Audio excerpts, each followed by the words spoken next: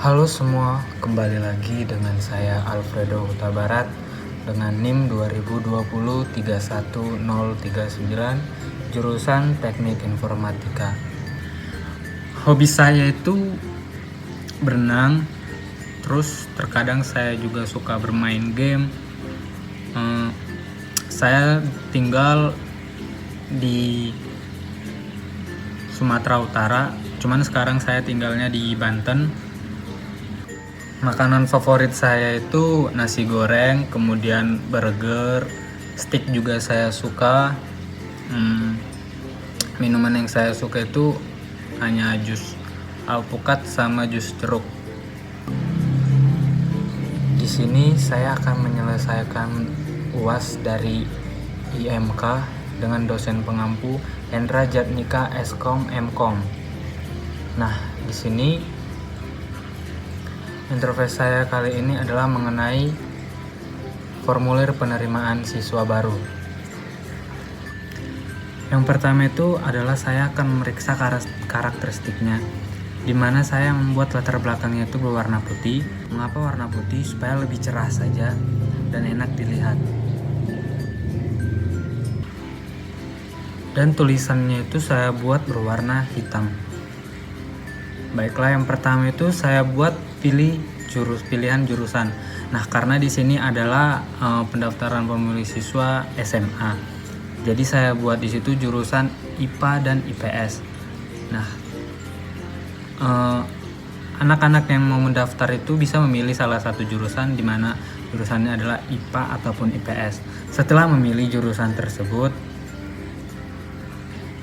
sebelumnya di sini saya membuat dia seperti saya membuat seperti tinggal pilihan saja, dimana dia tinggal mengklik bisa IPA ataupun IPS, tidak dengan menulis, karena dengan seperti ini lebih mudah bagi pengguna untuk memilih suatu jurusan. Nah, setelah memilih jurusan tersebut, tinggal diklik berikutnya. Nah, kemudian siswa yang akan mendaftar di SMA tersebut akan mengisi biodatanya, di mana yang pertama itu saya buat adalah nama. Di sini saya membuat dengan dia mengetik namanya, karena kalau pilihan itu kan tidak mungkin, sehingga saya buat supaya dia enak gitu menulis namanya. Dan kemudian saya buat nama panggilan, dimana kalau dia sudah masuk di SMA tersebut, kawan-kawannya tidak perlu capek lagi manggil nama yang panjang, namanya yang secara lengkap, jadi tinggal nama panggilannya saja. Di sini juga tinggal dia ketik nama panggilannya, dan kemudian jenis kelamin. Di sini interface jenis kelaminnya saya buat yaitu tinggal memilih, di mana dia tinggal mengklik laki-laki atau perempuan. Dan jenis kelamin di biodata itu sangat diwajibkan supaya petugas dari sekolah itu tahu bahwasanya yang mendaftar ini laki-laki atau perempuan. Di sini saya juga membuat alamat siswa yang akan mendaftar tersebut dengan menulis dengan interface itu secara ketik, supaya siswa tersebut enak mengetik alamatnya. Nah, yang kemudian saya buat NISN-nya. Untuk mengisi NISN-nya juga saya menggunakan interface secara langsung dengan mengetik. Kemudian tak lupa juga saya buat asal SMP, supaya petugas tersebut tahu dulunya siswa tersebut berada di SMP mana. Saya juga membuat tahun lulus SMP siswa yang akan mendaftar tersebut. Ini juga sangat penting supaya petugas juga tahu tahun lulus siswa tersebut. Kemudian saya membuat NIK atau nomor induk keluarga. Di sini juga saya buat dengan cara mengetik. Kemudian saya membuat tempat lahir, di mana tempat lahir juga perlu untuk biodata. Sebelumnya NIK sama NSN juga perlu untuk biodata. Nah, tempat lahir supaya petugas sekolah tahu dia lahir di mana. Kemudian saya membuat tanggal lahir. Nah, di tanggal lahir ini saya membuatnya menggunakan tulisan juga, mengetik maksudnya, dimana pertama itu diketik itu bulan berapa dia lahir, kemudian tanggal berapa dia lahir, dan tahun berapa dia lahir. Tanggal lahir ini juga sangat diperlukan, dimana supaya teman-teman, bukan hanya teman saja sih, supaya petugas sekolah itu tahu dia tanggal lahirnya kapan. Tanggal lahir sangat perlu karena untuk mengisi biodata yang lain, petugas tidak capek lagi memanggil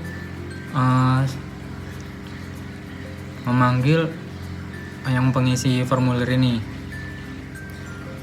Di sini juga ada tinggi badan, di mana saya membuat interface-nya itu secara diketik.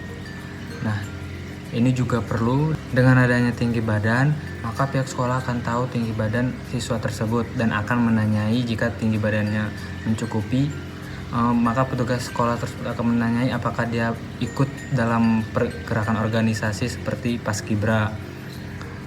Kemudian berat badan juga saya buat. Ini juga sangat penting, dimana supaya petugas sekolah tersebut juga mengetahui tinggi badan siswa tersebut, berat badan siswa tersebut. Kemudian saya juga membuat kejuaraan atau prestasi yang pernah diraih semasa SMP. Ini sangat penting, dimana jika siswa tersebut menulis kejuaraan atau prestasi yang pernah diraih, maka pihak sekolah SMA tersebut akan mengetahui dan membimbing siswa tersebut untuk mengikuti kejuaraan selanjutnya di tingkat SMA. Kemudian di agama juga sangat perlu. Cuman di sini saya buat dia mengetik tidak pilihan karena supaya lebih enak saja. Agama sangat diperlukan dalam biodata siswa untuk mendaftar di SMA tersebut, dimana dengan adanya agama ini sehingga petugasnya tahu bukan hanya petugasnya saja, semua tahu agamanya itu apa. Kemudian kewarganegaraan ini juga sangat perlu dan sangat penting. Di sini saya membuat interface-nya itu dengan memilih, yaitu Indonesia atau WNI atau asing, atau disebut juga dengan WNA.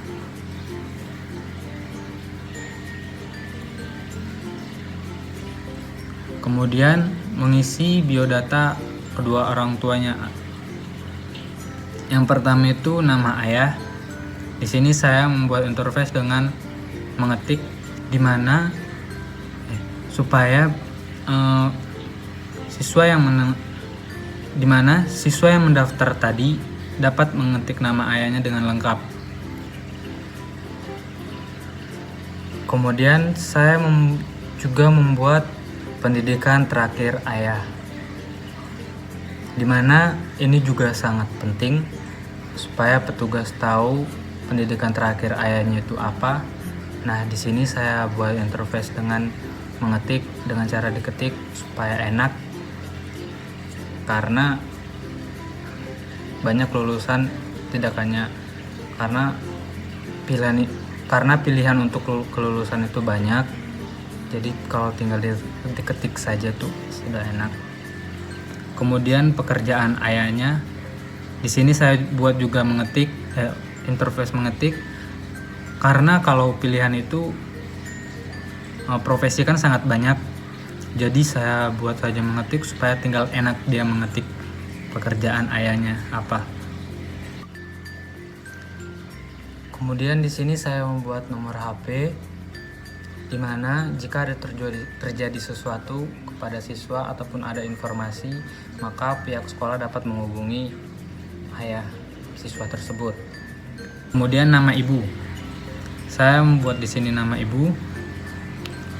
Mengetik juga sama seperti nama ayah juga.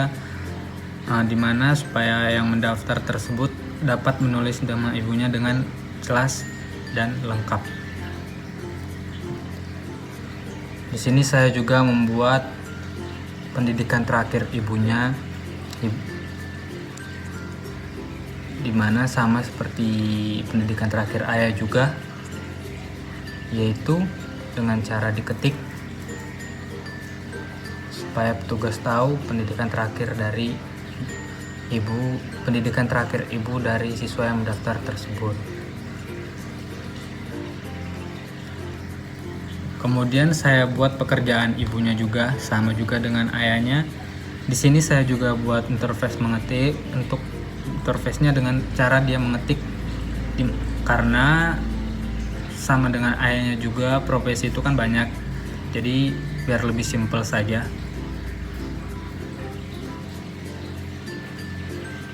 Nah, kemudian di sini juga saya membuat nomor HP di ibu. Karena jika pihak sekolah tidak bisa menghubungi nomor HP ayah tadi, maka pihak sekolah bisa menghubungi nomor ibu. Tak lupa juga saya buat alamat orang tuanya.